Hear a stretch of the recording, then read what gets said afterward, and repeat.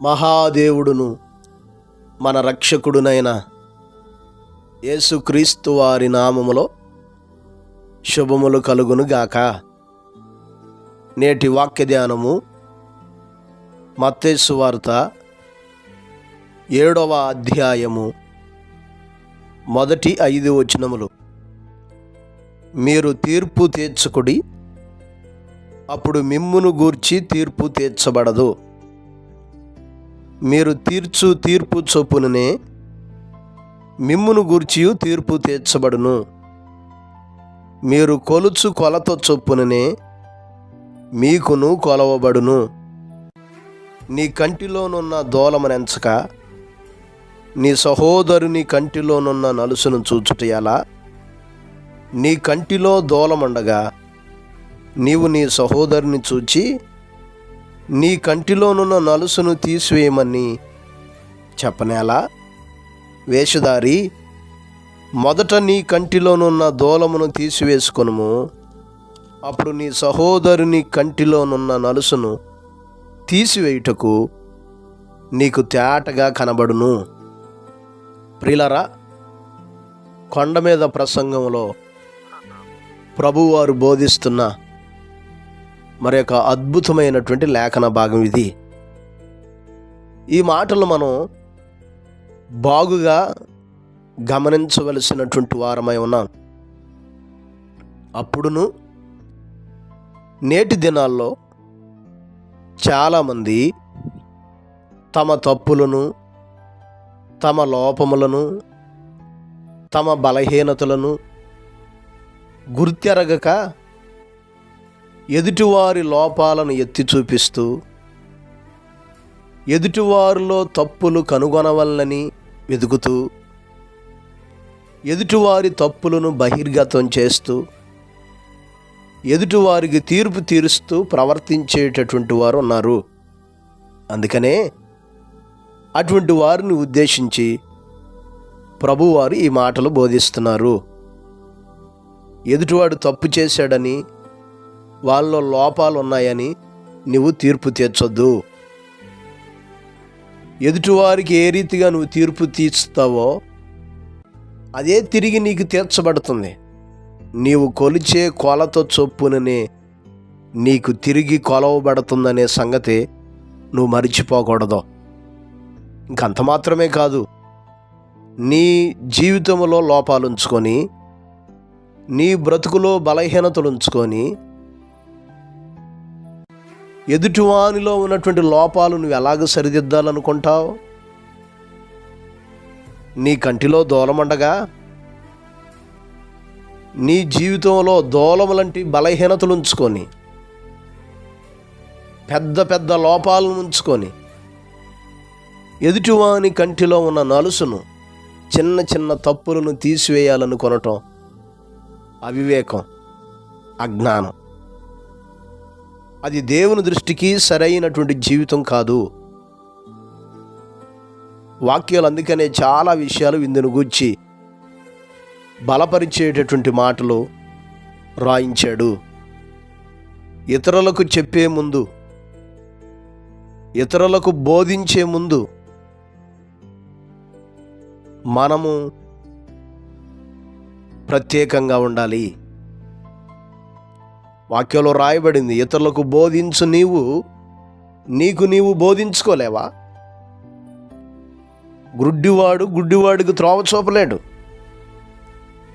ఒక గుడ్డివాడికి త్రోవ చూపాలంటే మంచివాడు కావాలి. ఎదుటివాని లోపాలను సరిదిద్దాలి.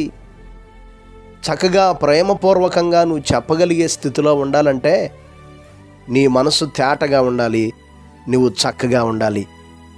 నీ లోపాలు నువ్వు గుర్తెరక్క, నీ బలహీనతలు నువ్వు తెలుసుకోలేక ఎదుటివాని తప్పులు ప్రచారం చేస్తూ, ఎదుటివారి తప్పులు ఎత్తి చూపిస్తూ వారిని సరిదిద్దాలనుకునే జీవితం మంచిది కాదు.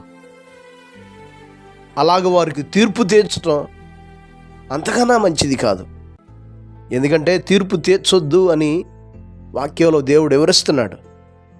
ఎదుటివాని లోపాలను ఎత్తి చూపించొద్దు అని దేవుడు చెబుతున్నాడు.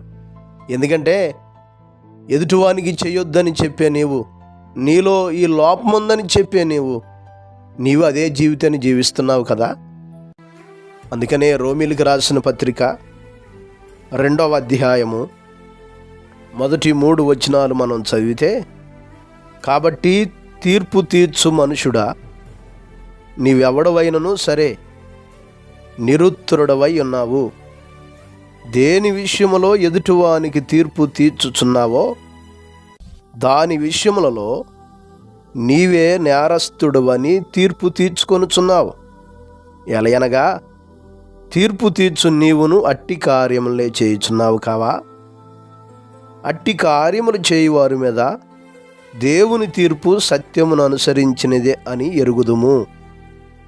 అట్టి కార్యములు చేయువారికి తీర్పు తీర్చుచు వాటినే చేయుచున్న మనుషుడా, నీవు దేవుని తీర్పును తప్పించుకొందు అని అనుకొందువా? చూడండి ప్రియులారా, దేవుని హెచ్చరిక మాటలు. ఇతరులకు తీర్పు తీరుస్తూ నీలో ఏ లోపం లేదన్నట్టుగా వ్యవహరించుకుంటూ జీవించే నీవు ఎదుటివారికి తీర్పు ఏ రీతిగా తీరుస్తున్నావో దాని విషయంలో నీకు నీవే నేరస్తుడు అని తీర్పు తీర్చుకొనుచున్నావు. కారణం ఏంటంటే వారిలో ఉన్న లోపాలు నీలో ఉన్నాయి. ఎదుటివానికి ఏం చేయొద్దని చెబుతున్నావు, అదే నీవు చేస్తున్నావు. ఎలాగ ఉండొద్దని చెబుతున్నావు, అలాగే నీవు ఉంటున్నావు. కనుక అట్టి కార్యములు చేయి వారి మీద దేవుని తీర్పు సత్యమును అనుసరించినదని అంటున్నాడు. ఎదుటివారికి చేయొద్దని, నీలో ఈ లోపం ఉందని, నీలో ఈ బలహీనత ఉందని చెబుతూ అవే బలహీనతలు, అవే లోపాలు నీవు కలిగి ఉంటే దేవుని తీర్పు తప్పించుకుంటావని నీవు అనుకుంటావా? జాగ్రత్త. అందుకనే దేవుని పిల్లలంగా, సహోదరులుగా ఒకరికి ఒకరు మనం విరోధంగా ఉండకూడదు. ప్రేమ విషయంలో, అనురాగ విషయంలో ఒకరికొకడు గొప్పగా మనం ఎంచుకోవాలి. ఒకరి లోపాలను ఒకరు ఎత్తి చూపించుకునేవారుగా ఉండక ప్రేమపూర్వకంగా వాటిని హెచ్చరిస్తూ సరిచేసుకొనటం, ఒకరినొకరు నేర్చుకొనగలిగేవారుగా ఉండాలి. ఇది దేవుని పిల్లల యొక్క లక్షణం. తీర్పు తీర్చటం, తప్పులు ఏలెత్తి చూపించటం, తప్పులను ప్రచారం చేయటం, ఎదుటివారి మీద నేరారోపణ చేయటం, ఎదుటివారి చెడ్డవారని అందరికీ తెలియచేయటం, ఇది మంచి పద్ధతి కాదు. నీవేం చేస్తావో తిరిగి నీకే అదే వస్తుందనే సంగతి నువ్వు మర్చిపోవద్దు. కనుక ఎదుటివారిని తప్పుపడుతూ మనమే గొప్పవారుగా భావించుకునే జీవితం ఉంటే దేవుని తీర్పును తప్పించుకోమనే సంగతి ఎరిగి ప్రేమపూర్వకంగా ఒకరి పట్ల ఒకరు వ్యవహరించుదాం. అట్టి సహాయమును దేవుడు మనకు దయచేయునుగాక. పరిశుద్ధుడైన మా దేవ, గొప్ప కాపరి, మీకు స్తోత్రాలు, వందనాలు నాయన. ఈ ఉదయకాల సమయంలో మీరు మాతో మాట్లాడుతూ వచ్చారు తండ్రి. మేము ఎదుటివాని లోపాలను, తప్పులను ఎత్తి చూపిస్తూ మాకు మేమే గొప్పవారిగా భావించుకొని అవే తప్పులను మేము చేస్తూ మాకు మేమే తీర్పును, శిక్షను, ఉగ్రతను తెచ్చుకొనక ప్రేమ కలిగి నాయన, మంచి మనసు కలిగి ఒకరినొకరు హెచ్చరించుకుంటూ నాయన మీ మనసు కలిగి జీవించగలిగిన భాగ్యమును దయచేయమని ప్రార్థిస్తున్నాను తండ్రి. ఈ రోజంతా మీ సన్నిధిని తోడుగా ఉంచండి. ప్రతి ఒక్కరి ప్రయాణాల్లో, పనుల్లో మీరు తోడుగా ఉండండి అయ్యా. మీ సన్నిధిని, మీ కృపలను ప్రతి ఒక్కరికి తోడుగా దయచేసి మీరే బలపరుస్తూ సహాయం చేయమని యేసు నామమున అడిగి వేడుకొనుచున్నాము తండ్రి. ఆమెన్. ప్రభు కృప మీకు తోడయ్యుండును గాక.